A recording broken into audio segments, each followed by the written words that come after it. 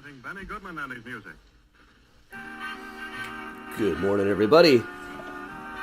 Give it a minute for everybody to log on.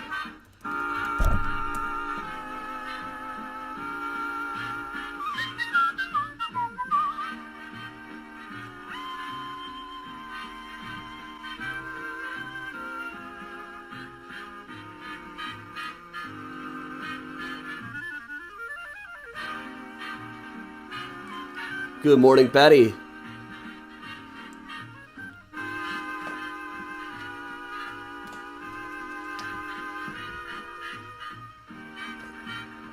Morning, Gene and everybody. Hey, William, Jordana, Mom. Hey, Patty, Miles is in the window right now. Hey, Zap. Hey, Lisa and Dina and Laura, Chris. Welcome along, everybody. Hey, Amy and Gladys and Sherry and Jolene. Morning, Denise. Hey, Hearts. Hey, Diana, Keely, and Jerry. Hey, Barbara. Morning, Mike. Hey, Carol. Hey, Mary and Nina, Kathleen, Laura, and Patty.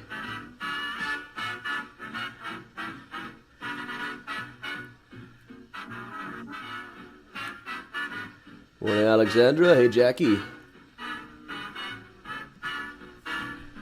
Hey, Corin. Hey, Mary, Kendra, and Stephanie. Hey, Stacy. Welcome along, everybody.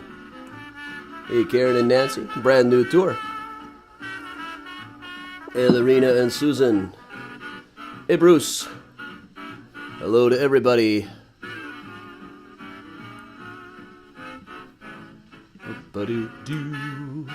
Hey, Diane. Hey, Kathy. Hey, Ann. Hey, Betsy and Sarah. Hey, Jenny. Hey, Phyllis. Donna. Hey, Timothy. I thought I'd dress nice and classy for this one. Hey, Christina.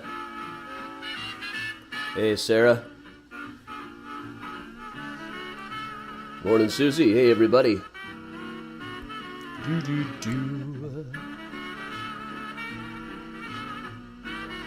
Hey, Angela. Hey, Juanita. Hey, David. Hey, John.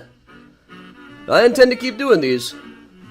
We are going to be dipping our toes back into in-person tours probably next month. The first couple, because I've still got paperwork stuff to deal with the city, the first couple might be Patreon only.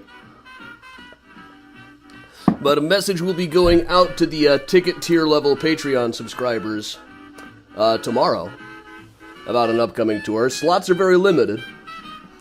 Hey, Donna. Hey, Stacy. We're going to start dipping our toes back. Hey, Phyllis. Hey, Bridget. Graceland is going to be back open for tours next month. Hey, Crit. Hey, Toby. Hey, Paula. But I don't intend to stop the virtual tours anytime soon.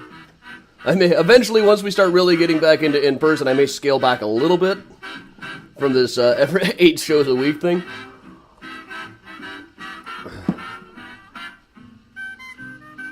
Hey, Rebecca and Juliet. Hey, Karen.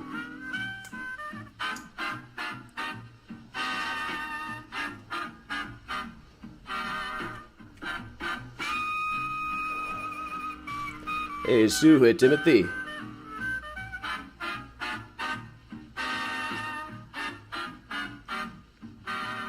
Hey, April.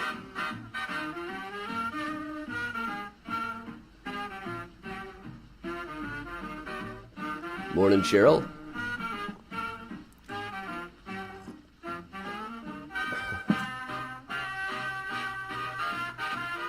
Patty, of course I'm going to charge a lot extra for autographs and selfies. Did you learn nothing from Jose Canseco in the 80s? Hey, Kathleen. Hey, Santiago. Hey, Casey. Hey, Kathy.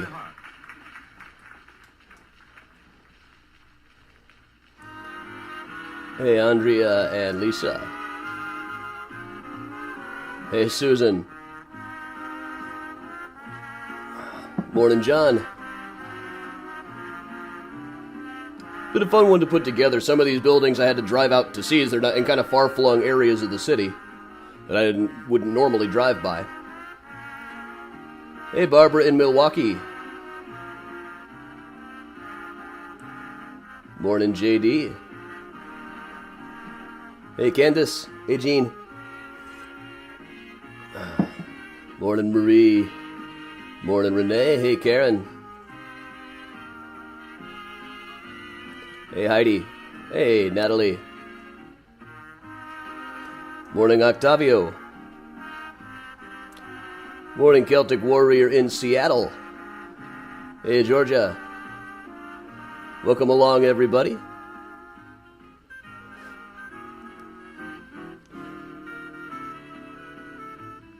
Oh yeah, Wisconsiners can come. It's all right. Bring me some curds, man. Hey, Pat.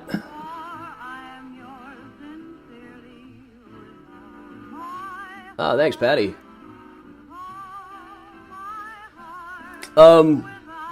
Susan, most of my tours are pretty accessible with a scooter. I mean, they're walking tours, so there is that.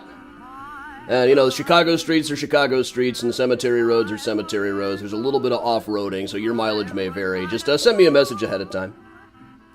How do I stand vis-a-vis Django Reinhardt? I'm fine with Django Reinhardt. In fact, I was just listening to a record of Duke Ellington when he toured with Django Reinhardt live in one of the buildings that we'll be seeing today. Morning, Lenora.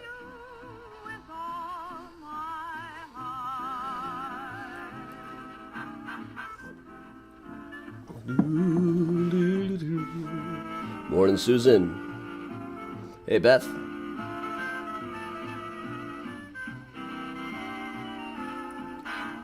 Morning, JD.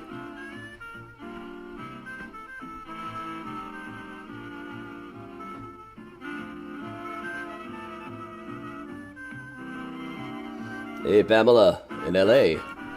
Pretty early for you. Hey, Renee, thanks for hitting the share button. Hey, Mona.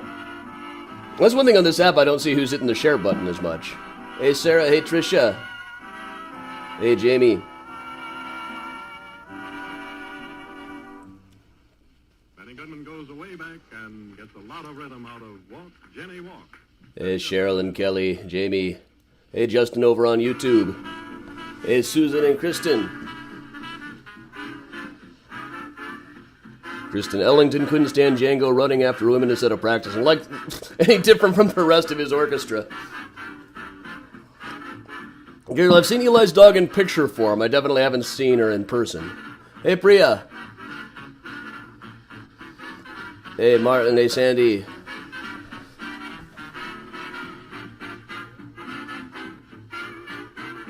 A lot of Milwaukee today. Hey, Sandy. Hey, Martin. Hey, Sandy, yeah. It's a good Sunday morning song.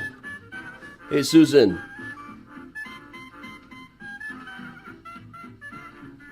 Good morning all around.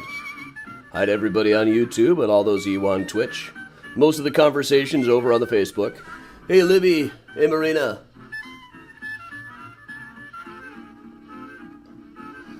Wonder if I'll get another message from a bot saying 20 seconds of me talking were music that they owned. Ellington was big on professionalism, but what you did on your own time, they had like the whole group in his group in the orchestra they called the Air Force. As long as you showed up and had your pieces memorized, or just had your pieces memorized. Hey, Debbie. Hey, Deirdre. Hey, Demi.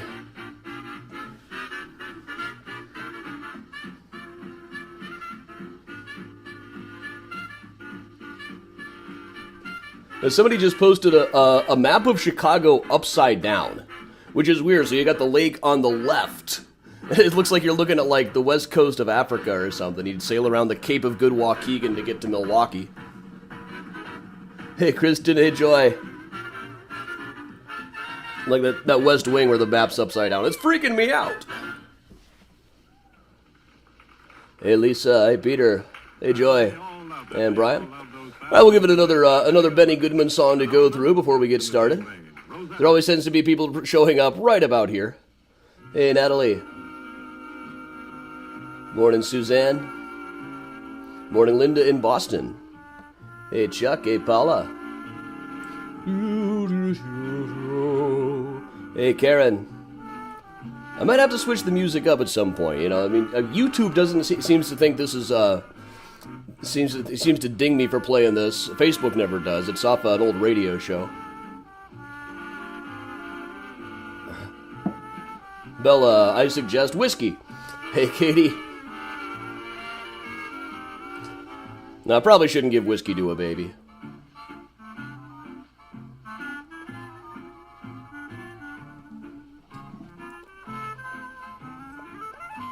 Morning, Joanne. Hey, Glenda. Morning, Tato. Hey, happy Sunday all around.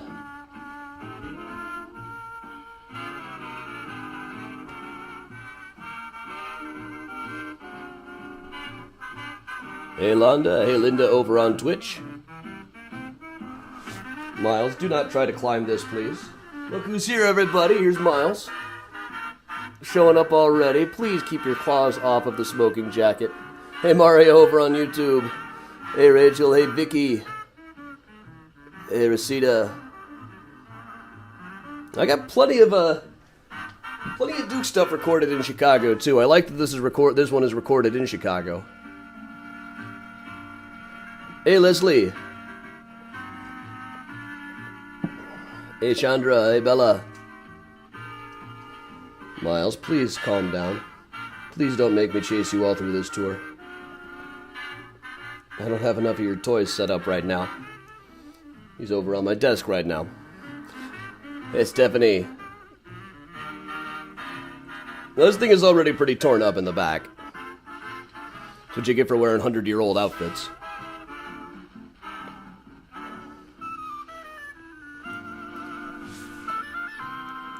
Alright, we're going to shut down the mail app.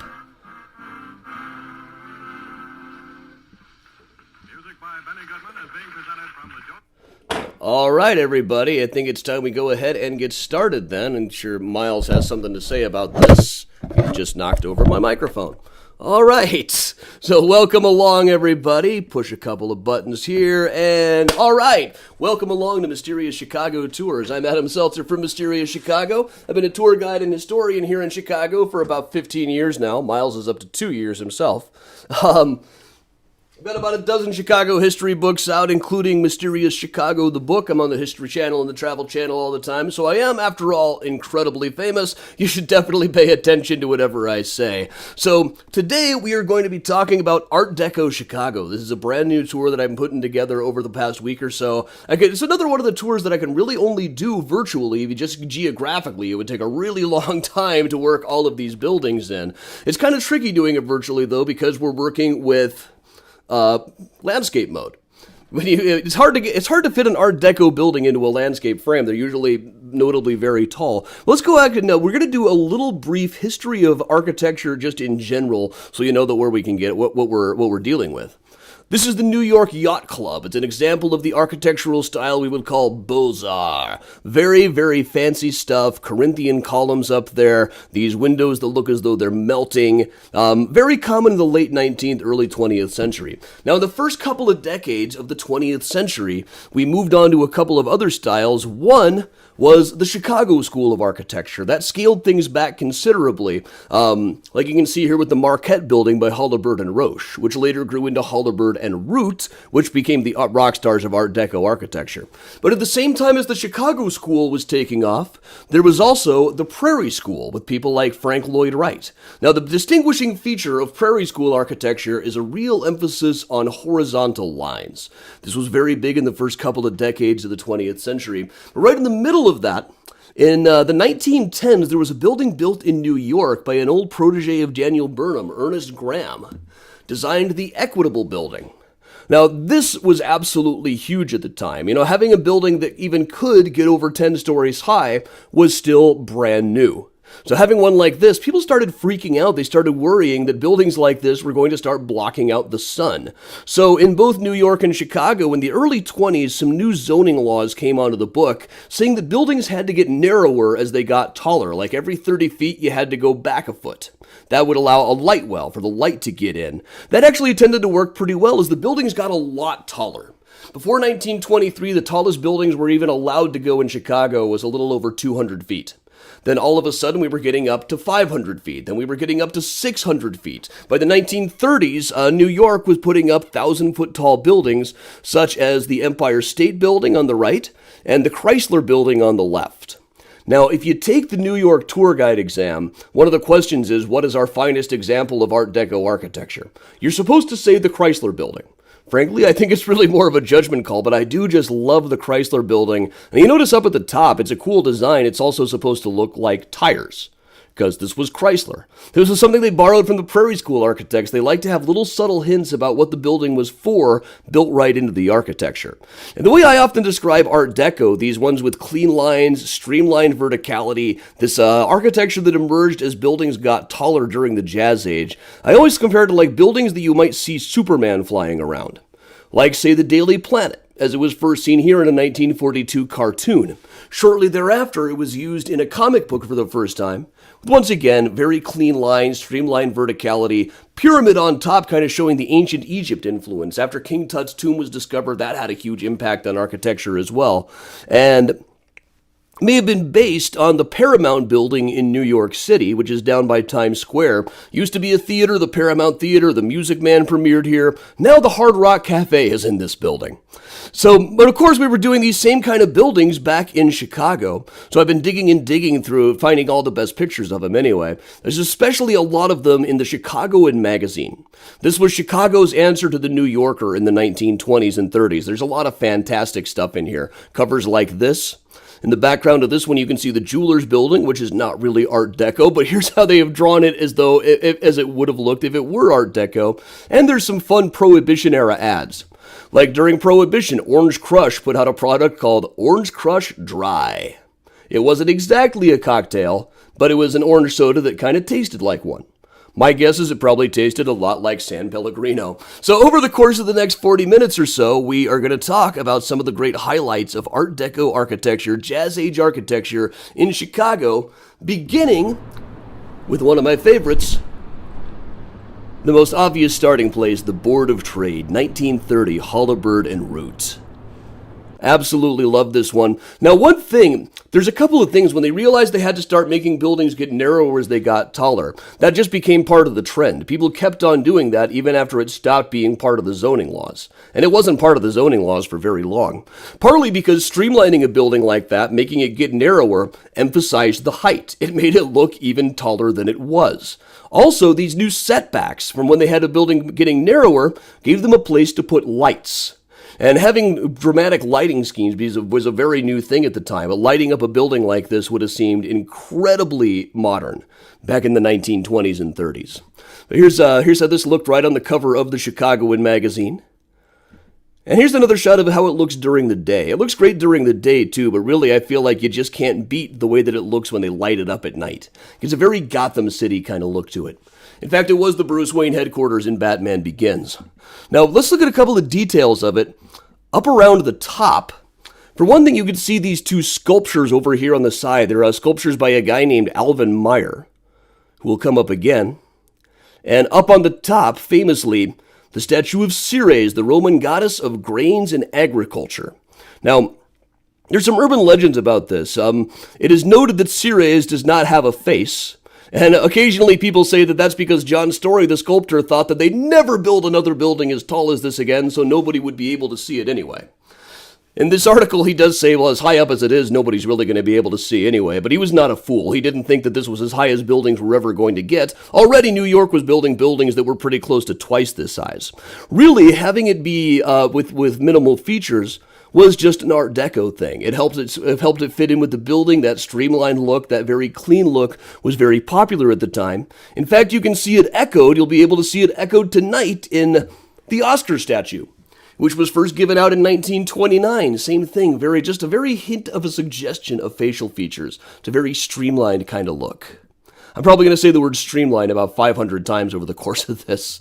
Down below, there's a couple of more famous because they're easier to see Alvin Meyer reliefs. One of a Native American trader, one of a Babylonian trader. Now, having really tall people like this, that's actually a distinguishing feature of Art Deco, is the decorations tended to feature really tall people, like a streamlined version of a human form.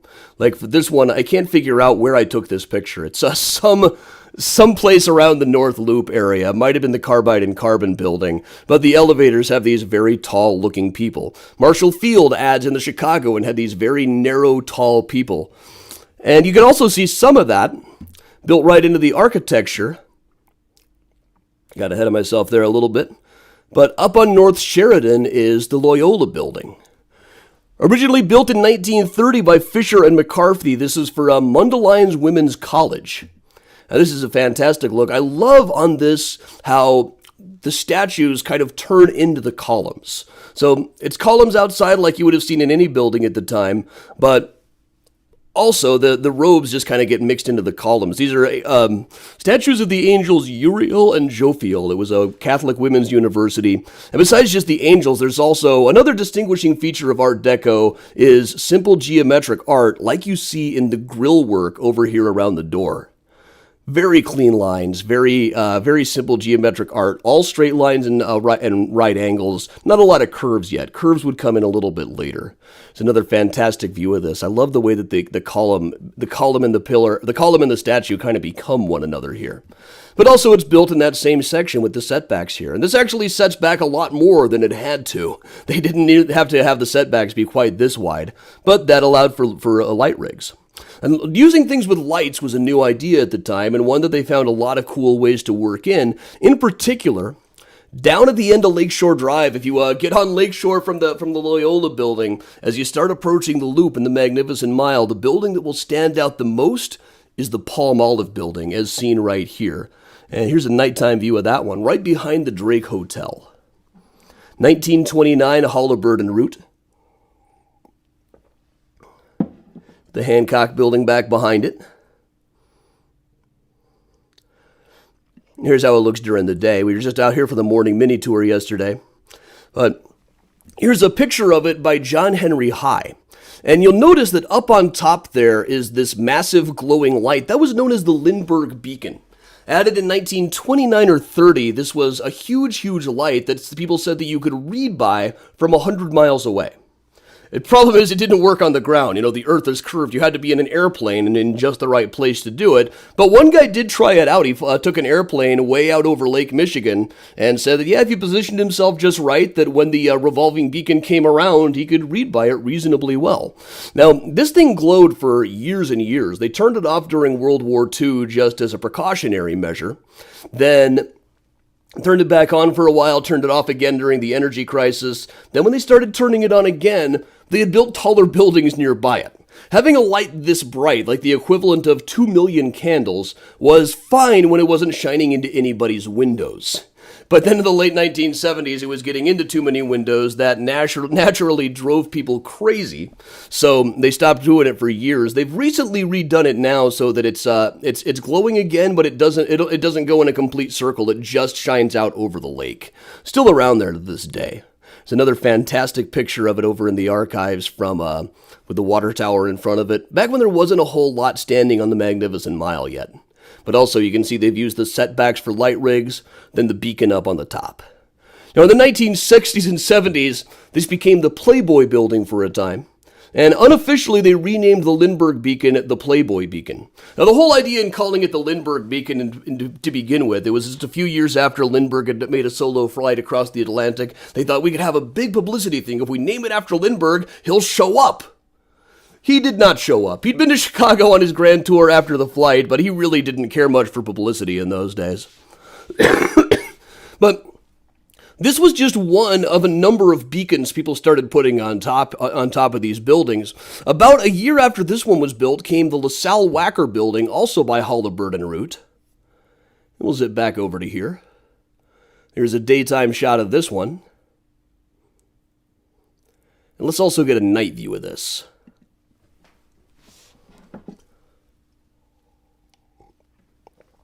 from down below.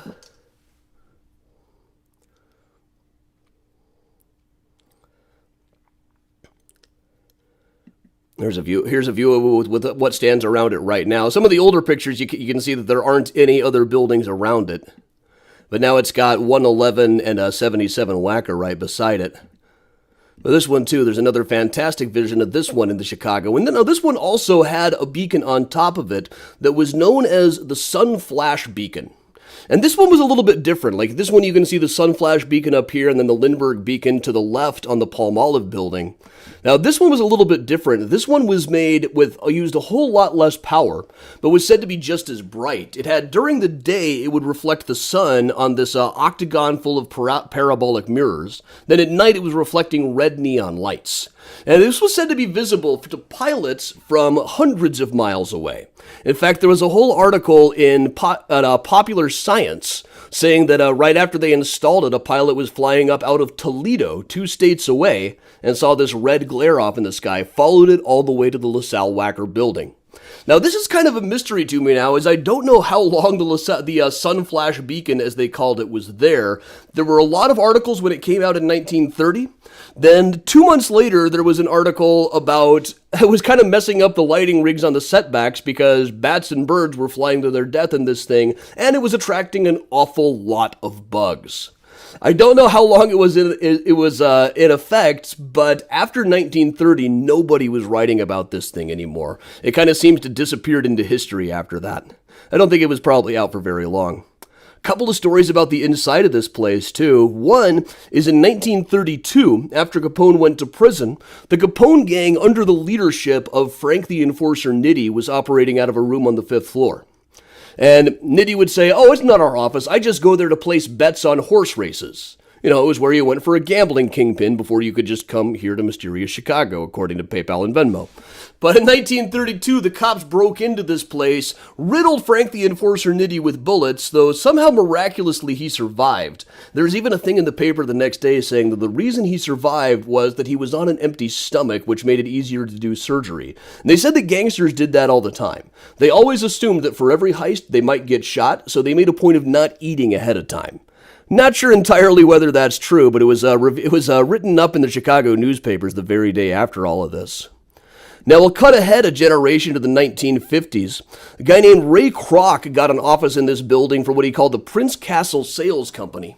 And out of that, he was working as a traveling salesman. He had this tiny little office. He wasn't really there very much because he was traveling around the country trying to sell multi-mixers. This was a device that could make 6 milkshakes at once, which is 5 more than most nut restaurants really needed to make at any one time. But then one day he realized that he had sold 8 of them to one place called the McDonald Brothers Restaurant out in San Bernardino, California, started franchising their place, and one day he got a phone call from his office in here, which had expanded to be about 3 floors. It was a call from Mac McDonald saying, "Okay, if you want to buy us out, the price is $2.7 million. Ray dropped the phone, then picked it back up and said, "Did you hear that? That was the sound of me jumping out of the LaSalle-Wacker building." So he had started franchising McDonald's, gradually pushed the McDonald brothers out of the organization. Finally, in the 60s, he bought them off for $2.7 million. And it was a big company by then, but he really had to scrape up to get the money. Broadly, he screwed them over, but they didn't seem particularly bitter about it. One of them later said, "Well, you don't have to have a tag sale for us or anything." McDonald's continued to operate out of eventually 3 floors of this building until the 1970s when they moved to a bigger campus in the suburbs. So they still occasionally experiment with cool light rigs on this one. I haven't seen anything about the Sun Flash Beacon in a while, but now we've got new technology applied to old buildings, so we can do things like lighting it all up in purple or pink for Breast Cancer Awareness Month, turquoise for Ovarian Cancer Awareness, sports team colors. And now that we've got this new technology, another thing we can do is like what they've done right across the river at the Merchandise Mart from 1930 by Graham Anderson, Probst, and White.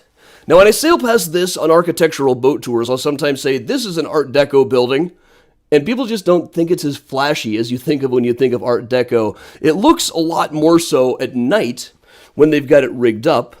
And besides, now they have also used new technology to make the Art on the Mart exhibit. Let's just check that out for a second.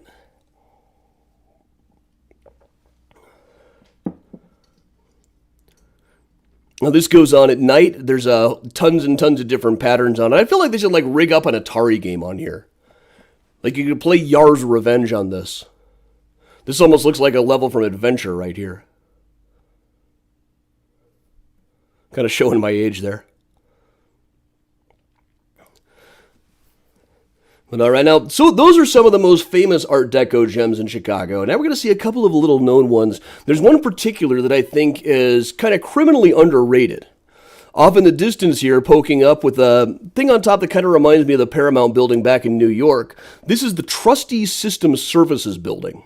And this one I think is widely underrated because it's kind of hard to get a good view of the thing. It's right at wells and lakes, so there's L tracks on it on both sides. From the street level, you can't really see it that well. But there is one way to get a really good view, and that is that right across the street is a parking garage. You go up to the roof of that parking garage, as I did this week for filming, you can get a really fantastic view of this thing.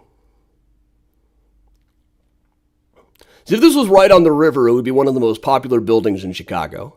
If it was right down on LaSalle Street or something, it would be much better known. Now, when this was originally opened mainly as an office building, Trustee System Services was a thrift and loan company at the time. Now, it's gone condo now, as most buildings have. In part of their advertising, they say that back in the 30s, when it was first built, there was a speakeasy in the 26th floor.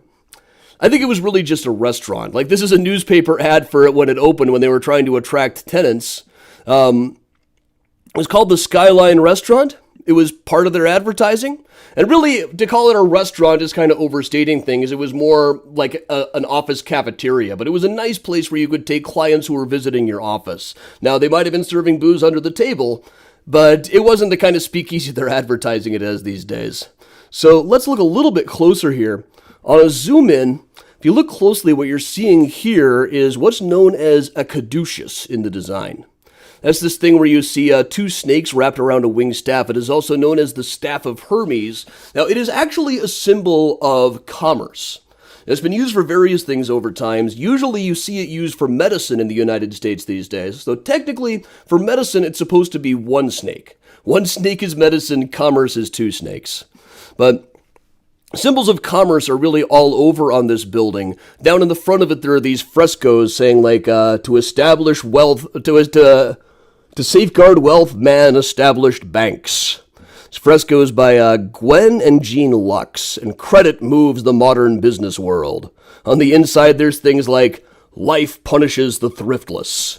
And really, it's almost like sitting through a motivational business seminar looking at this. It's all about how business runs the world. Unfettered commerce is the way to freedom.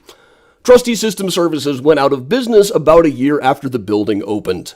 There's also some fantastic stuff here, though, like right behind the staircase on the inside is this lead grill work by Ed Gibson. And here you can see the L tracks, the L train going on in the background. But there's these great just views of people working.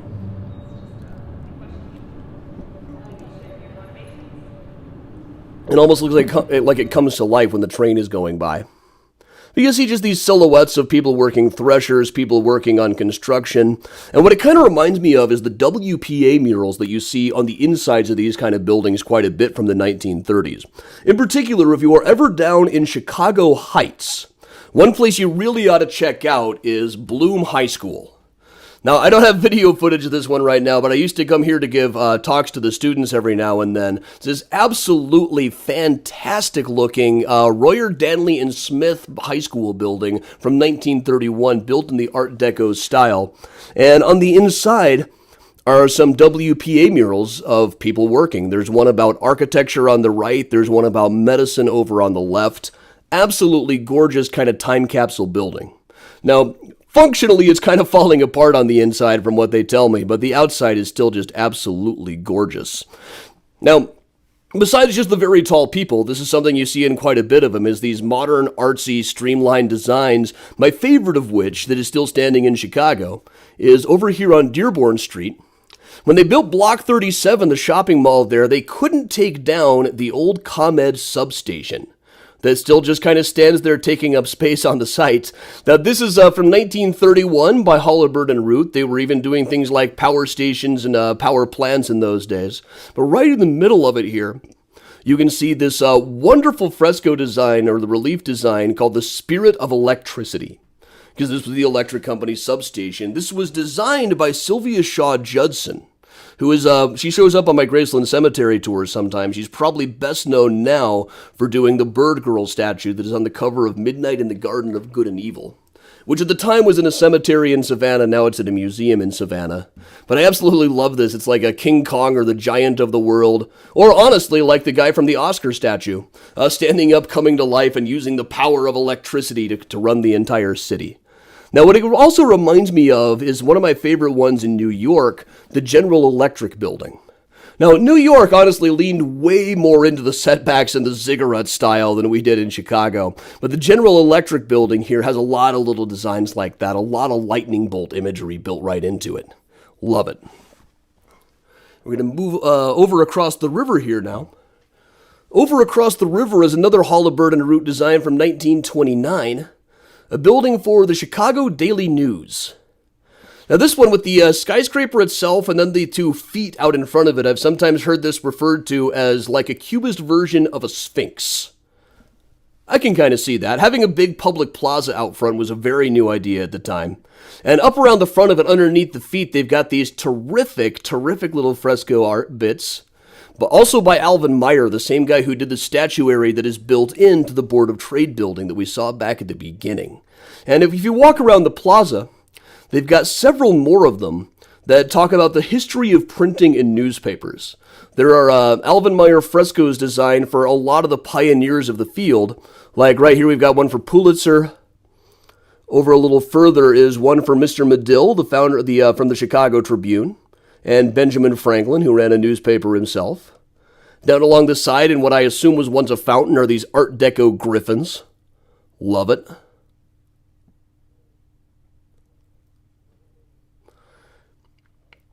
And then further on, there's a couple of other notable printers who have memorial frescoes here. Victor Lawson, that was the publisher of the Chicago Daily News. And Horace Greeley from New York.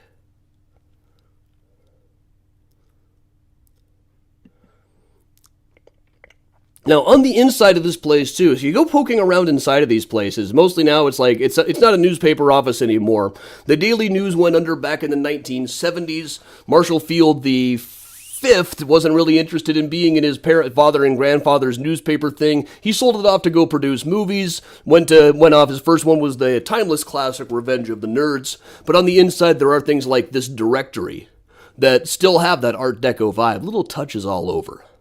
Now, right across, when you're standing in the plaza, across the river from you, is the Civic Opera Building. Now, whether to count this as Art Deco or Beaux-Arts kind of depends on who you ask. 1929 Graham Anderson Probst in white. It's a little bit flashier, a little bit more ornate than an Art Deco building would normally be, but it's also got the same setbacks and the same shape that we would associate with Art Deco. So we'll see a little bit of this from the front, and especially some of the ornamentations I think are distinctly Art Deco takes. Here's how it looks from the front.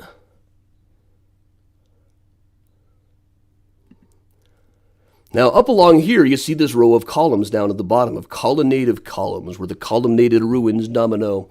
Now, you look at these closely, there's a few kinds of columns that you normally see. There's the Doric, the Ionic, and the Corinthian. The most common seems to be the Corinthian in Chicago. They were just so cool looking. I once had a teacher describe them as the crazy pineapple type of column. And what you see here is a streamlined version of that. It's kind of an Art Deco version of a Corinthian column. And just incidentally, before I move on to the next spot, the Civic Opera Building has the best sign game in the city. We're not on mute. Visit us online at lyricopera.org. I also like they had a great one a while ago. Carmen, we're bringing sexy back. But Art Deco architects were still working columns into buildings. I feel like the boards were probably full of old men who associated any big building must have columns. So they found Art Deco ways to do it. Like when Halliburton and Root built the old Chicago Post building, which was later the Chicago Times building, then the Sun Times building, until they built a new one across the river. Let's check out the columns here. Now, these are not Doric, Ionic, or Corinthian columns, but this is a pretty well set up like one. It's kind of showing the Chicago school, but streamlined even further. And if we look closer, the columns are strictly Art Deco. There's a floral design like you'd see in an Art Deco building. And up top, it's not a Corinthian, it's not an Ionic, it's not Doric. It's just plain and comes to a simple end, almost like a pencil up there. Let's check out a couple of others downtown. A couple other night scenes. One is 1 North LaSalle, referred to for years as just number 1 LaSalle. This was built on the site of a Holabird and Roche building called the Tacoma Building that stood there until the 1920s. The inside, the elevators are absolutely gorgeous. Once again, very tall people. Not quite as streamlined down as the ones that we saw earlier as what you would normally see in Art Deco. These ones have a little bit more facial detail than you'd expect, but they're still absolutely gorgeous. Here's what it looked like in the original architectural rendering drawings. And one from the Chicago one as well, noting that it did not have a beacon on it. But I think it got hit by what they were mentioning here is it got hit by the beacon quite a bit from the LaSalle-Wacker building, for as long as that one was up. And just down the block from that is the utterly gorgeous Field building, also known now as the Bank of America building. Now, this one stands on the site of William LeBaron Jennings' home insurance building. This was as tall as buildings got in the 1880s. Just a generation later, suddenly we were getting things 5-10 times higher than that. It's kind of hard for us to imagine just how tall these buildings must have seemed to people at the time. Cool thing on the inside of this, up towards the top, there's a place called the Attic Club. This is a staircase to get up there designed by David Adler. I absolutely love this picture. This is another place that I hope to get into one of these days. Haven't managed to get into there yet. It's the architect's original rendering of it. And up on the north end of the loop, in what is currently the Hampton Inn, was once the building for the Chicago Motor Club. It's amazing how many of these tall buildings in Chicago were originally just clubhouses. Clubs were a really big deal back then. So, look at this up close during the day. And up close, this gorgeous logo is still standing here. Up above the door, even though it's now a Hampton. And on the inside, they've even added an old-timey car, like the kind people would have been driving up to this place back when it was first the Motor Club. And on the other side, there's this gorgeous balcony. The detail work there is just absolutely fantastic. But one thing you see quite a bit of with Art Deco buildings is automobile stuff. Because this was the 1920s, the notion of everybody having a car and cars getting cooler and more reliable was also brand new, just as brand new as having these enormous 500-foot tall buildings was. So if you go down to 55th Street, there's a building now known as the Deco Arts Building, originally the Ritz Garage. And this is an Art Deco parking garage originally. Now, it's all been made into offices and stuff now. But as we get up closer to it, we'll see some details up here, like you can see the car carved into the top.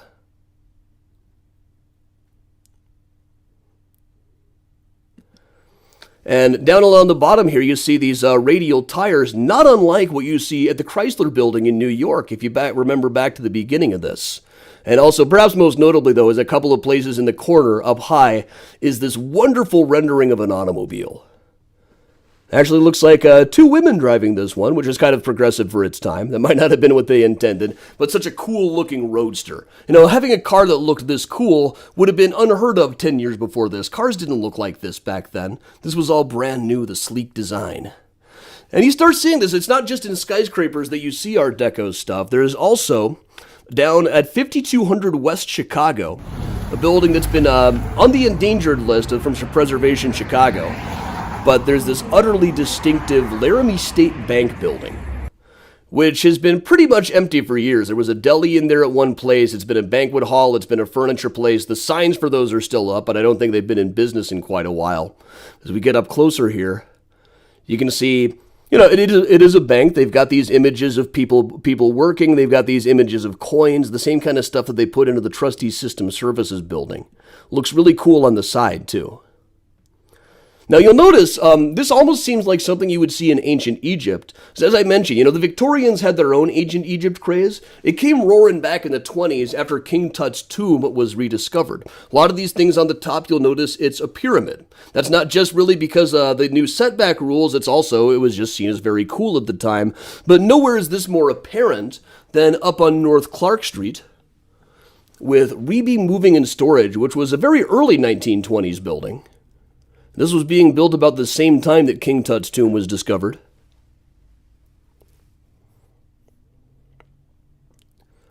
We'll move in a bit closer to that. You can see there's a lot of Art Deco things here, but really it's very much an ancient Egypt themed moving and storage company. If you get up closer, underneath the feet, there's hieroglyphics, which I understand translate to something like, I will guard and protect your furniture. I don't know enough about hieroglyphics to know myself, but elsewhere around it you can see it almost looks like lightning bolts up above there. And up on the top, if we zoom up, past the scarabs, it's the caduceus! 2 snakes with the staff of Hermes, just like we saw back at Trustee System Services, and also it's all over the cemeteries. And while we're going to unlikely places to be Art Deco, there is also, on West Irving Park, is the Grain Funeral Directors, an Art Deco funeral home. This one, it kind of needs to be cleaned up a bit at this point, but you can see a lot of the streamlined verticality even on a horizontal building, lots of clean lines. And then on West Randolph, right near the new Google building, still stands the old Richter Foods product building. Now this has something that a lot of the buildings we've seen today don't, which is the splashes of color that you can see in the decorations that go up on the top there, and I absolutely love the font that they've got there. But in around 1930, there was a whole thing in the Chicagoan magazine talking about how we have to have a push for more color in these buildings. Like 333 North Michigan, for a while they added red neon lights saying 333. I couldn't find a color picture of it, but that also may have influenced the Burnham brothers when they built maybe my favorite one. I've saved it almost for last, the Carbide and Carbon building. 1930 by Burnham and Burnham, Daniel Burnham's sons. Now this one is famously often compared to a champagne bottle. Quite a few of the boat tours will tell you that this was their idea, that they wanted it to look like an Art Deco version of a champagne bottle, a green building with a gold tower on top. If they did intend for it to be a champagne bottle, they didn't write it down at the time. It's probably just an urban legend, but it does kind of look like a champagne bottle. And in 1930, that would have been kind of charmingly subversive of them, too. This is a view of it from the Virgin Hotel rooftop bar, where it's almost so close it's like you could reach out and touch the thing. There's also, at night it looks pretty, it doesn't look quite as cool at night because you can't quite tell the coloration of it, but the details on it look absolutely stunning at night. It's currently undergoing renovations. It was the Hard Rock Hotel for a long time, now they're working on turning it into another one, but the sign at the front still has the CC and the old logo Carbide and Carbon. And this cool Great Gatsby looking grill work here. But once they started adding color, then it was just a short stepping stone towards really the next style that was coming up, which is kind of a modified version of Art Deco, which first we'll see here down on the south side is the First Church of the Redeemer.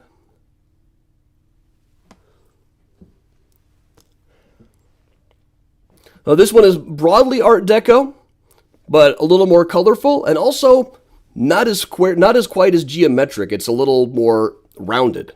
You also start seeing that in things like the Esquire Theater, or what you can still see of the Esquire Theater down on Oak Street, which originally looked like this. The same kind of lines you would see in Art Deco, the same cleanliness, but a lot more curves and a lot more color. This is where we're really starting to move to the next style that came after Art Deco, which is sometimes called Streamline Moderne, or sometimes just Art Moderne. And where that really took off was in the World's Fair that we had here in 1933. That took a lot of the Art Deco styles, but added more curves, added more space-age details, and a lot more color. And unlike the 1893 World's Fair, we've actually got some color film footage of this. So here's a couple of minutes of the 1933 World's Fair.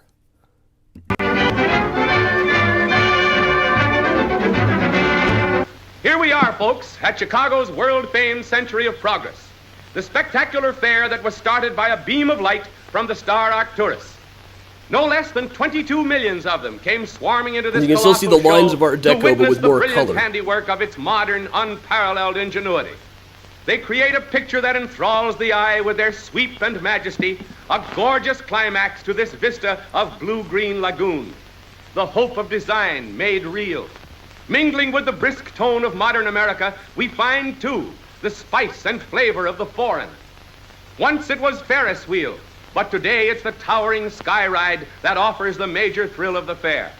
Traveling across the lagoon, one saw far below the fairgrounds. These Sky Mover cars are very art moderne. Blues and reds and greens and yellows, all fused into a blazing kaleidoscope of color. Here's King Kong himself and two of his gentle playmates entertaining the midway crowds. And now we come upon a most unique structure, the Travel and Transport Building. Look at that. Presenting a dominant phase of industry in its most commanding aspects, a triumph of architectural design and balance. And here is transportation in its most modern, thrilling expression. The Temple of Champions. See how it kind of looks like a car grill there? And splashing fountains, mingling beauty with utility. In the shadow of this modern architecture, crowds come daily to see how cars are subjected to acid tests of endurance. This miniature track, with its 45-degree side banks literally and its Epcot turns, test track here. is the proving ground of car performance. And then like the last 5 minutes of it is just watching the cars go around and around and around. So I've edited this down a little bit. But you can see how the architecture there was kind of like a stepping stone. It was still, the lines were still pretty much Art Deco, but it had gotten more colorful. It had gotten a little bit curvier and formed kind of a stepping stone to the architecture that would come in the next generation, which is sometimes called Ray Gun Gothic, or Space Age Gothic, or sometimes just Googie, the kind of architecture you associate with like 1950s motels and diners. One of my very favorite kinds. There's not a whole lot of good examples of that one in Chicago. But folks, that brings us to the end of Art Deco Chicago. Let me go ahead and plug the upcoming tours. Thursday night, if I'm not too completely wiped out from my second dose that morning, we'll be doing Ghosts of Chicago. And even if I'm pretty wiped out, that's a tour that I can do in pretty much any condition, so we ought to be all right. I used to do 300 ghost tours a year after all. Then Sunday, Dark History on Madison Street. I haven't done that one in 4 or 5 months, so that one is going to be one of my favorites. It's just a long walk down Madison, further than we'd go on a normal walking tour. There's so many weird stories all the way down that street from the west side into the loop. So those are both virtual tours, but tomorrow morning, if you're on the upper tier of the Patreon, I'm going to be announcing an in-person tour. Graceland is going to be back open for them again next month. It might be Patreon only at this point because I haven't worked out all of my paperwork stuff with the business licenses. So if you're on that tier, you're going to be getting an email. There's going to be very limited space. So we're still going to be experimenting with how we're going to do in-person tours going forward after this. But pretty soon we'll be able to just buy tickets and everything. But we still will be doing mini tours here. We've got them scheduled so far every single day, Monday through Saturday, with full-length tours on Sunday. Tomorrow will be Mural Monday. And Fridays, of course, as always, are Find a Grave Friday. This one was quite an adventure this past Friday. That's all done over here on the Facebook page. I haven't figured out how to broadcast the morning ones when I'm out in the field someplace to YouTube or Twitch just yet. And of course, Fridays at 6:30 p.m., come check out the Patty Vasquez Show, a Facebook page for our show Whiskey and a Cookie, in which we drink whiskey, eat cookies, and discuss the events of the week. Now, if you feel like you need a Mysterious Chicago sweatshirt, hoodie, baseball cap, coffee mug, etc., cafepress.com/Mysterious Chicago has got you covered. Everything you need is right there. Lots and lots of stuff, more coming out. I'm trying to think of a good Pullman shirt to make here. And with that, everybody, thanks a lot for joining me. We can't do PayPal or Venmo right now, but there's lots of other ways to support. Cash App being probably the easiest, but if that doesn't work, go to mysteriouschicago.com/donate. There'll be something there for you for sure. And with that, I will put the Benny Goodman back on, and we will just hang out like always. Thanks, everybody.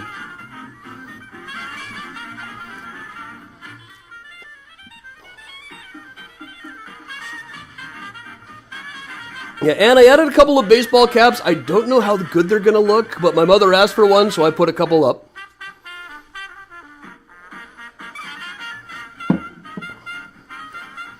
Hey, Jenny. Thank you. Thanks, Linda. Thanks, Sue.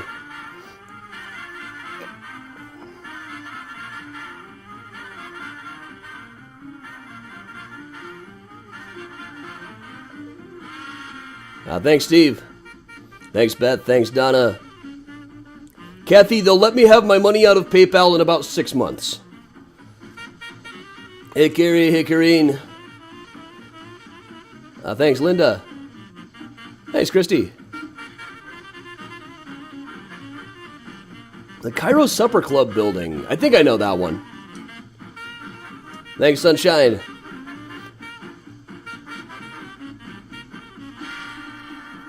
I missed something there. Thanks, Heidi. Thanks, Peter. Glad I could help. Oh yeah, if you sign up on the Eventbrite or donate on there, I'll also send email reminders right ahead of time, so that helps too.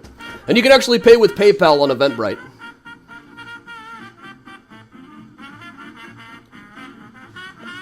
Burnham's Diary at the Ryerson Library?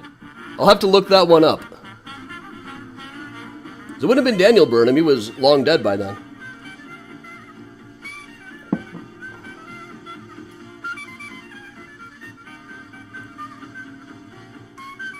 Thanks, Lorena. I know the landmark paperwork says they couldn't confirm it.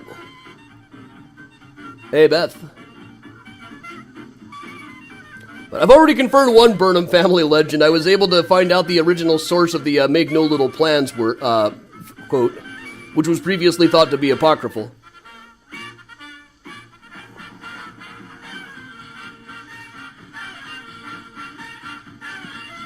Dave, that's quite possible. I feel like the Pullman shirts I was making I had ideas for would probably get me in trouble. Like maybe just one with him in a voice balloon saying, "You're so clever and classless and free." Kind of inside baseball, though.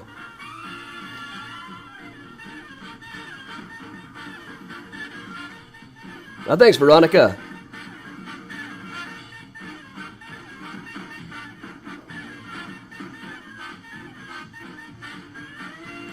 John, I think it's a little bit of both. I mean, when I worked for one of the boat tour companies, they told me we were supposed to say that the Art Deco represented the soaring optimism of the 1920s.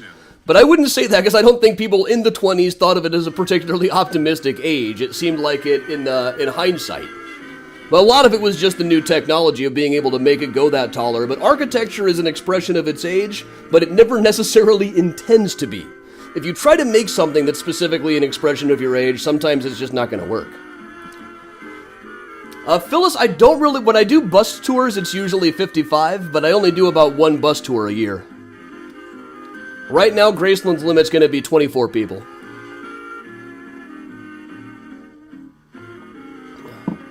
Is there much Art Nouveau architecture in Chicago? Not a ton. There's some, but not a ton. So we were still kind of doing, because of the Wrigley building, we were still doing Beaux-Arts a little bit longer than most places were. Sue, I'm a Pfizer man. Thank you, Hal.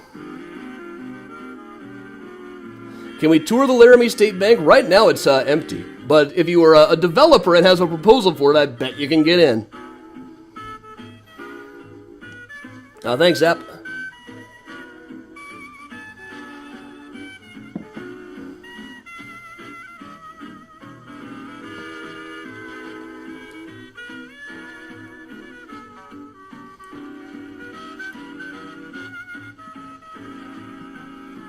Thanks, Zap.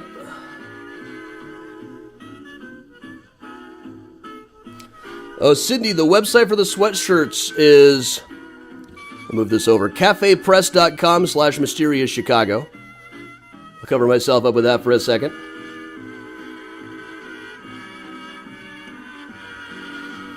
Now, Sue, it goes about half and half. I know people who had Pfizer and were just fine, and I know people who felt like they got kicked by a mule, so I'm prepared for all eventualities. Down Harlem Way, they're all trucking, and here's Helen Ward to tell you all about it. Thanks, Eleanor.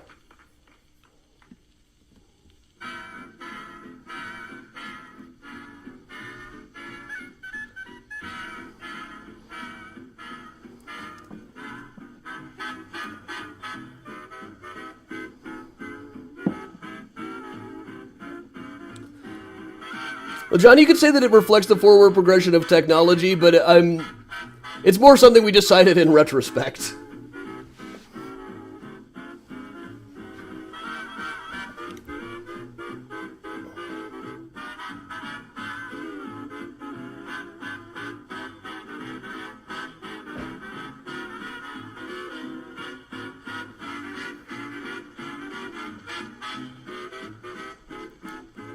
Now, I think between Ronnie and myself, we're both getting a second dose of Pfizer this week. One of us, I imagine, will be pretty knocked out. One of us, not so much. That's my guess, anyway. I don't know which is which. Thanks, Scoo.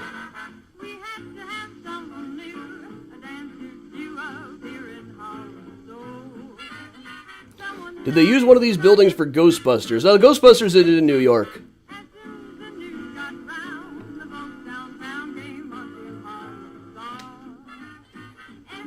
A number of them kind of look like it, but more buildings in New York do.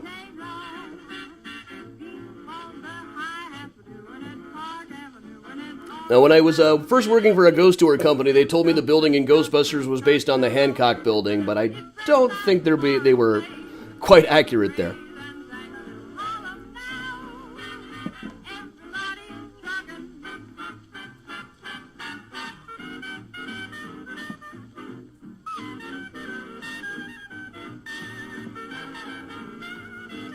Oh, the murals by Octavio. Look up the Horween Leather Company. He's got a Sick Fisher mural there. There's a whole bunch surrounding it, too. It's really cool. Thanks, Marie. Have a good time adulting, Donna.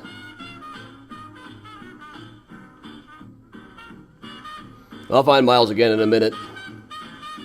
I gotta watch out for him when I'm wearing the smoking jacket. It's got this long tasseled belt that he loves to chase if he sees it.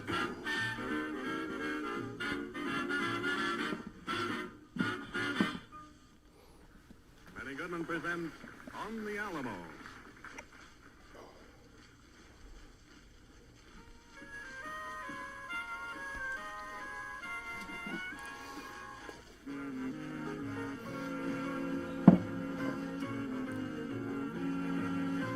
Any recommendation for New York tour guides online? Like for particular guides? That I can't really tell you. Second Gold Coast tour. It's about time I redo the Gold Coast tour. That's been a couple of months. We'll probably do that in a few weeks.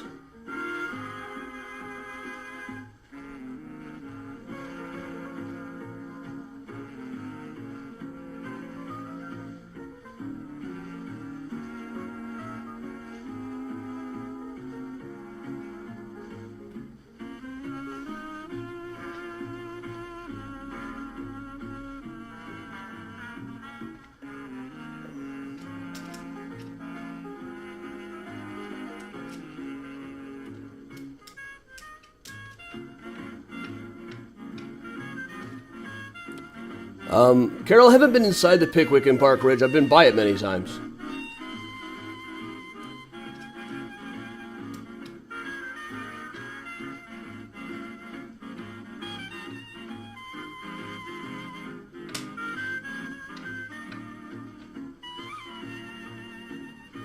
Is there any truth to the Hancock having paranormal activity? I have actually heard from people who live there that they get freaked out in the laundry room. That's about it, though. The rest, there's just, the fact that it was in one of the Poltergeist movies is probably, it's just too easy for stories to grow out of that.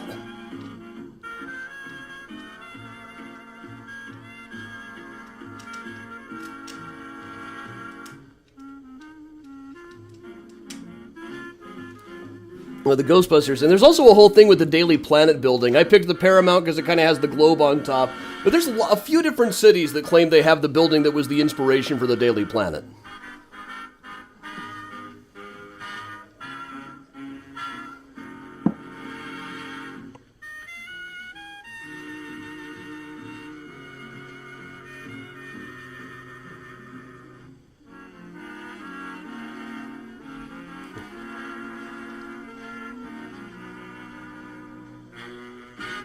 Yeah, I would say most laundry rooms are a little bit spooky. Basements are like that. But this not in the basement. It's like there's like one per floor up there. Benny Goodman and his orchestra. Orchestra and hear Helen Ward sing Eeny, Meeny, Miny, Mo.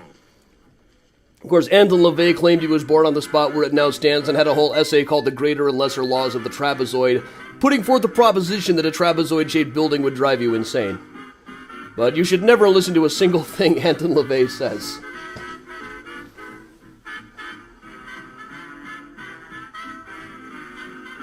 Rob, that'd be a good one. McCormick was certainly a villain, if you ask me. Him and his brothers both. One of his nephews especially. A couple of his kids. Some of his kids were all right.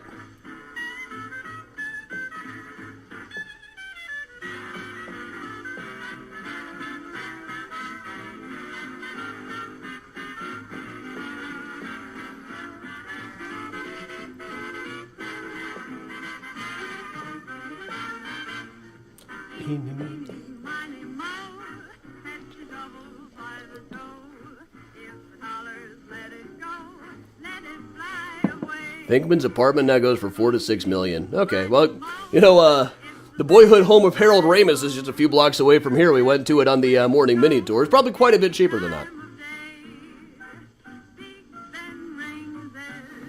I'm in a 1920s building right now myself. There's definitely some Art Deco touches in here.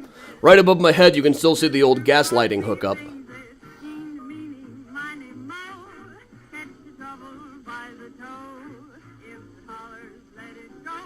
Let it fly away. I think on this one, the biggest thing that I just couldn't get a good enough shot of was 333 North Michigan. But I'll work that in next time. I just didn't have a shot of it that I liked.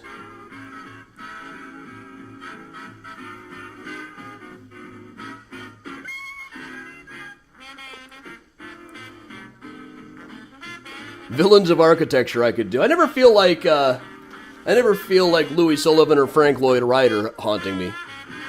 Or Stanford White. Thanks, Linda. Yeah, I did a WGN thing yesterday about the Chicago silent film business. And today I've got an article up on a Bob Dylan website about my quest to find out what he played at the Gaslight one day in 1963.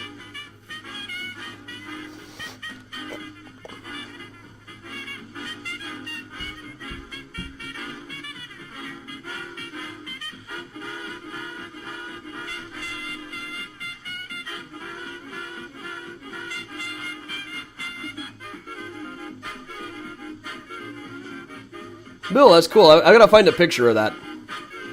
I want to see a scan.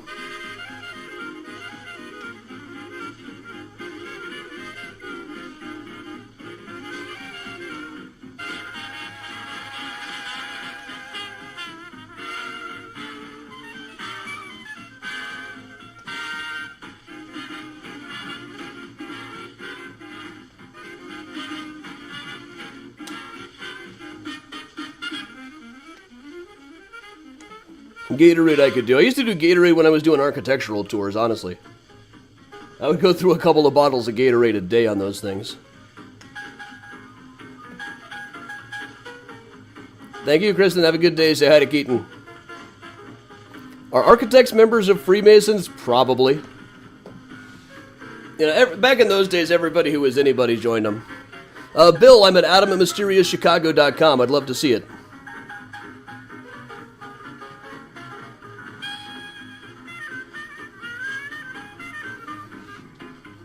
Yeah, Sally Round. You know, when I was first starting out as a tour guide, I don't know if it's going to happen anymore, but I used to have a lot of people who remembered the 1933 fair come on my tours. They were pretty old now. At the time, you know, they were like 5 when they went. And they all told me the same two things. They all said that their fathers got in a lot of trouble for going to see Sally Rand, the fan dancer. And also, they all apparently ate some kind of donut they were selling on the Midway. They all remembered puking on the Midway.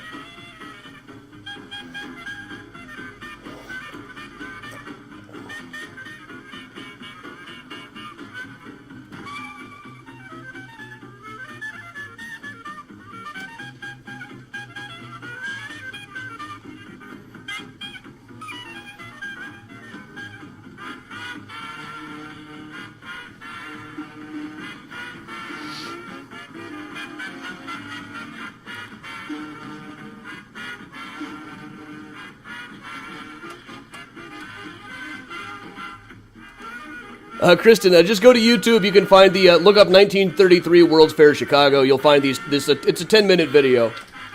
The whole second half of it is just the car running around and around. I don't know if it actually crashes.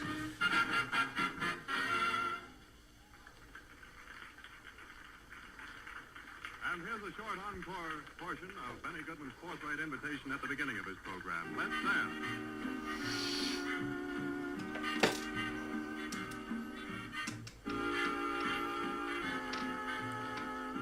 Any buildings from either World's Fair left? Well, the Museum of Science and Industry is the old Palace of Fine Arts from the World's Fair. And it's well off the fairgrounds, but the Art Institute was the World Congress building. A lot of little buildings beyond that. Approximately what year did Art Deco architecture begin? Early 1920s. But it's tough to say because Art Deco wasn't a term that they even used at the time. It had been, the next, architecture is never really named until the next generation. For a while, they were calling it, like, perpendicular architecture at the time. There's similar things in, like, French catalogs, similar names to it, but it didn't catch on until years later.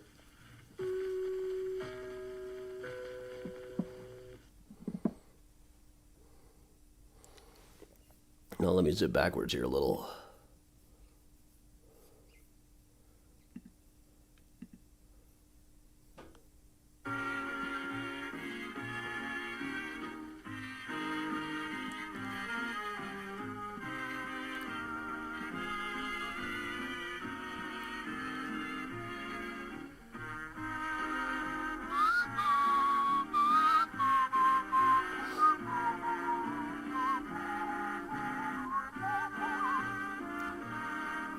Anybody having trouble with the Zelle right now? I see I'm getting some Zelle notifications. Well, on the side of the 33 Fair was like broadly about where McCormick Center is now.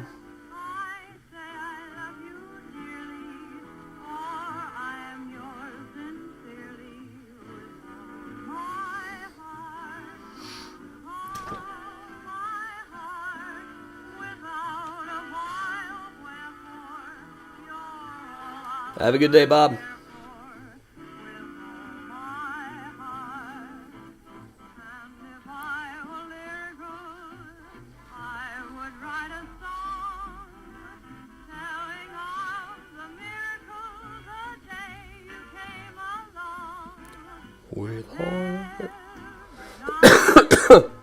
Susan, I did get a strawberry lemon cake shake at Portillo's after all of that talk. I went to the one across the street from the cemetery and the line was out the door, so I went to one closer to home on the way back. That way it was closer to lunchtime anyway.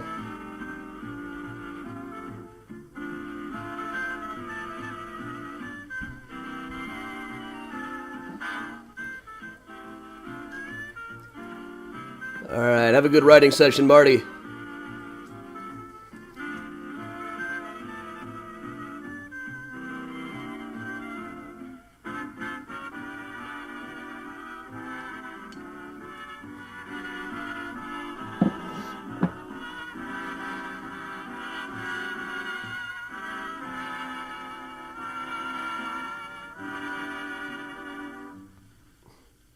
Goes way back and gets a lot of rhythm out of Walk, Jenny Walk. That was a fun Find a Grave Friday. It's fun when we have a hard time finding them.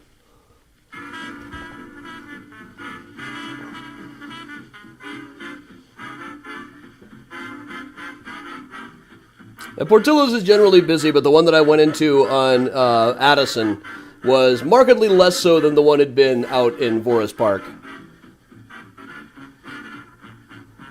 Mario, I'll check that out.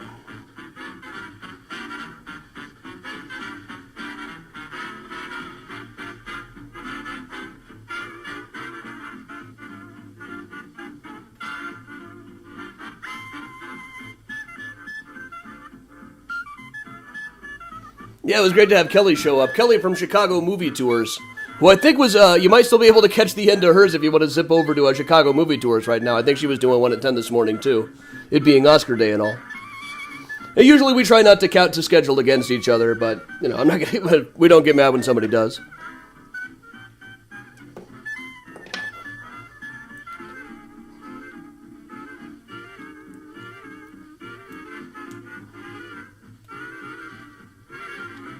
Yeah, if Kelly hadn't shown up, we'd have been looking a lot longer.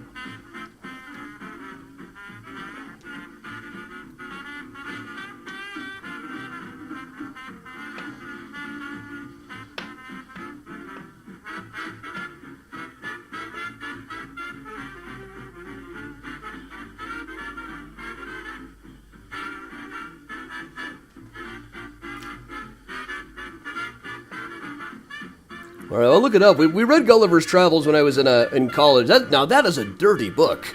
But those 18th century guys were filthy.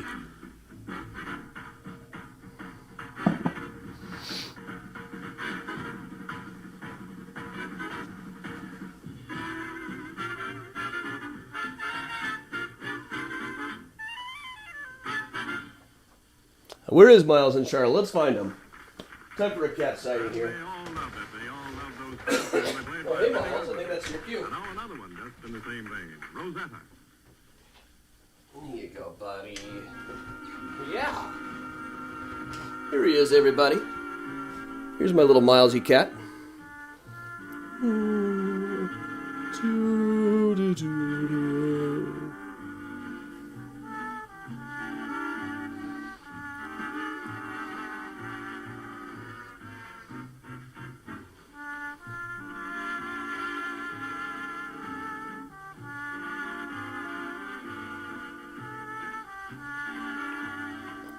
Aviva, this week it was Waldheim, which is a tricky one because there's a lot of parts of Waldheim spread among different streets and quadrants.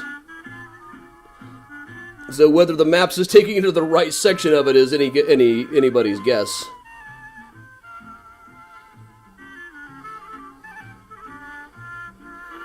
And Miles was like, "Hey, I tried to climb on you at the beginning."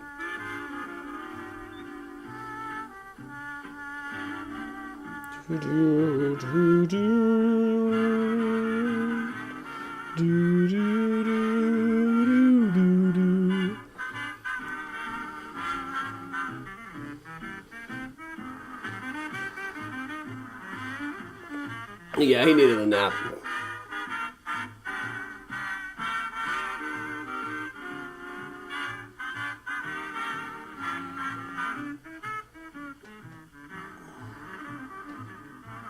In Rebecca, I'm not sure if it was like always like that or if they just built on different parts of the road, if the road was always there or what.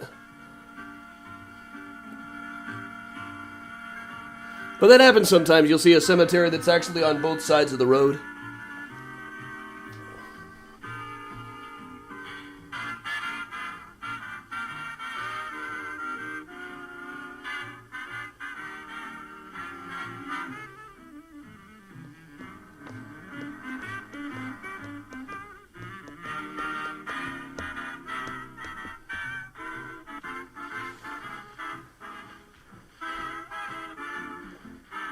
Okay, no, Miles, don't climb up me, okay? Just hang out here on the chair. He's just hanging out here on the chair.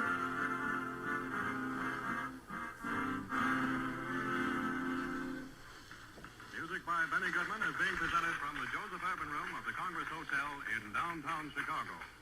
And now Benny Goodman's arrangement of The Bugle Call Rang.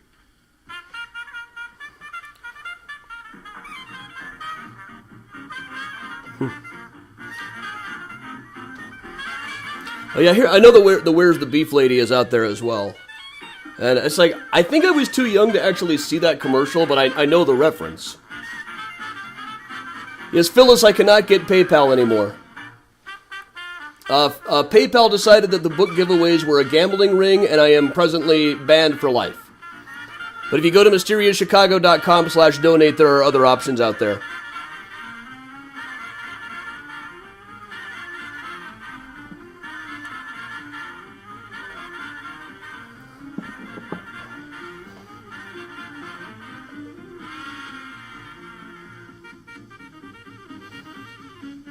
Oh yeah, I'm planning after my jab some melatonin, some vitamin C, some vitamin THC perhaps.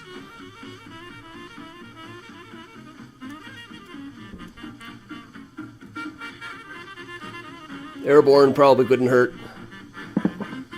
I drink an awful lot of Airborne in emergency. It's a habit I got into when I was working for student groups. So every couple of days I'd have another bus full of germs from a different part of the country to ride around in. And when you're on the road, it's hard to get good, healthy eating anyway. You're living on like Hard Rock Cafe group meal chow. So extra vitamins wherever I could get them was a good idea.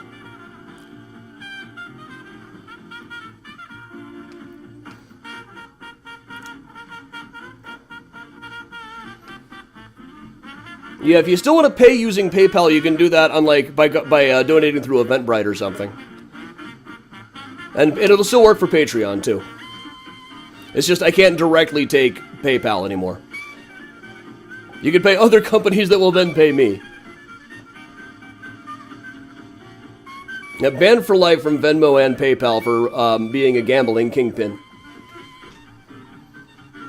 So I've got like certified letters in the mail trying to clear it all up with them, but it's totally up to them. But you can still use the Cash App thing is right there. Other options on mysteriouschicago.com/donate.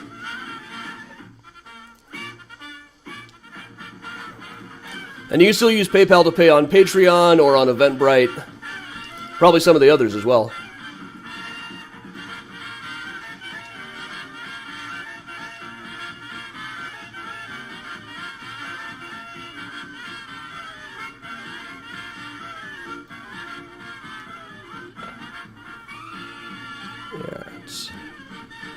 Make that a little bigger.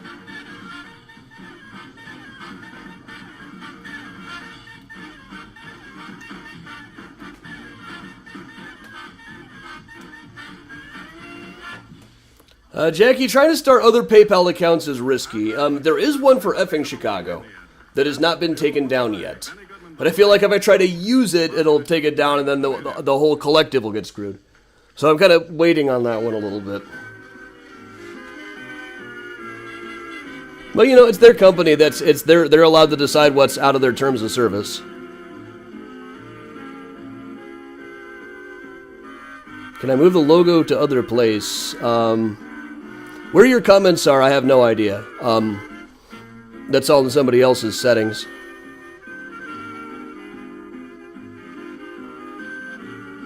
Shocked. Man, that's a great line read.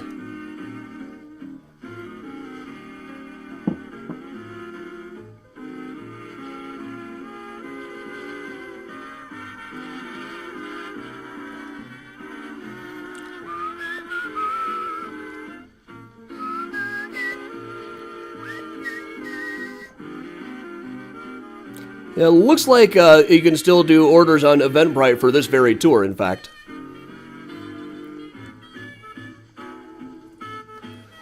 Chris, they found out about the book giveaways because people would write entry in the comments, and that triggered something in their bots.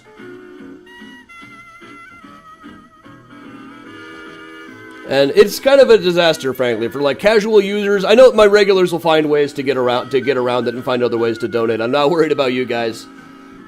But the people who just pop in now and then or just pop in for the first time, it's going to be so much harder to tell them how to donate.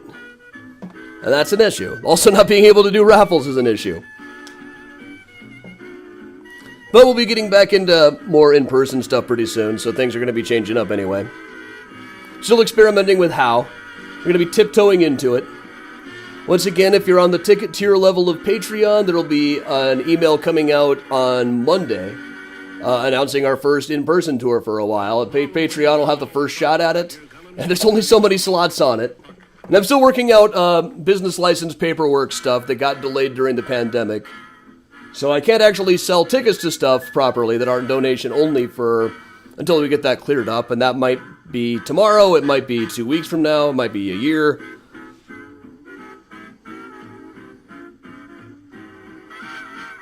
Triggered on their butts, yep.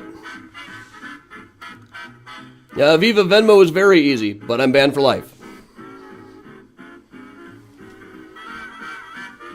Which is also just embarrassing, because there's still so many really sleazy people who use Venmo for stuff. So...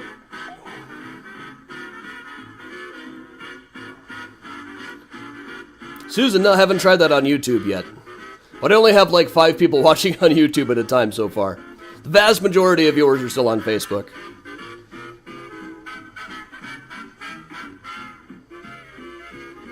Yeah, Frozen Pants Man, frozen out of PayPal. Kathy, yes, on mysteriouschicago.com/donate, there is there's an address where you can mail stuff. April, exactly. It's like, I don't see them taking away Matt Gaetz's account.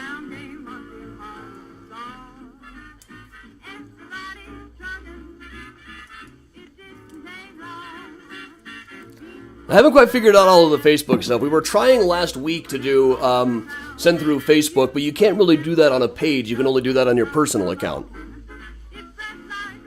So some people have tried it on just on Facebook. Melissa, yeah, that's also why I had the thing where you could also just send me a message to enter. So, like just doing donations to begin with, it's kind of in a gray area.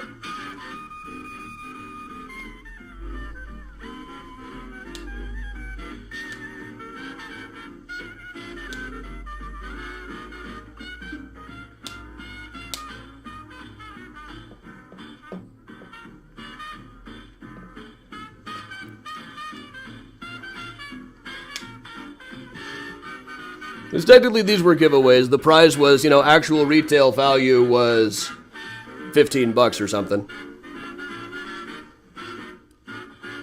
Facebook fundraiser, that one got tricky. I tried that, but it didn't seem like it was working quite right.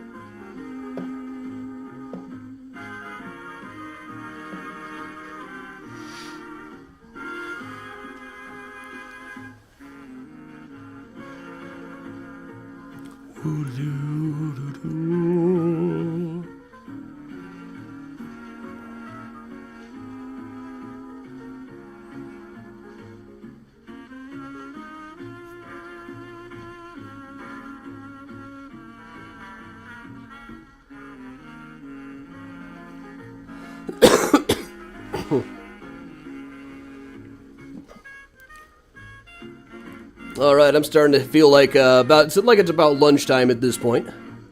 So, I'm going to go ahead and quick plug the upcoming tours again.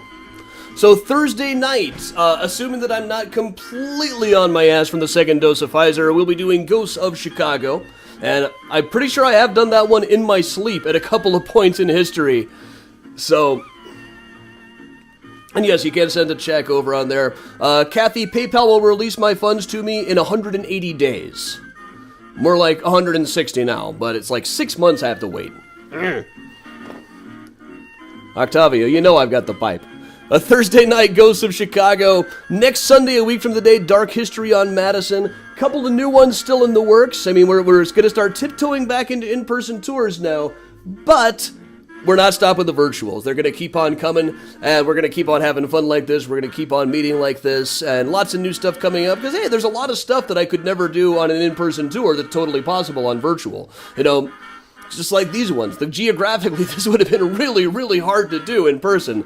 So everybody, thanks a lot for joining me. I'll see you tomorrow morning for Mural Monday on the morning mini tours here on Facebook. And all week long, morning mini tours every day. Thursday night, Ghosts of Chicago. Sunday, Dark History on Madison. So until tomorrow morning, I'm Adam Seltzer from Mysterious Chicago Tours, saying stay safe, stay strong, stay warm, stay dry, stay hungry, and of course, stay spooky. Thanks a lot, everybody. I'm Adam Seltzer from Mysterious Chicago Tours.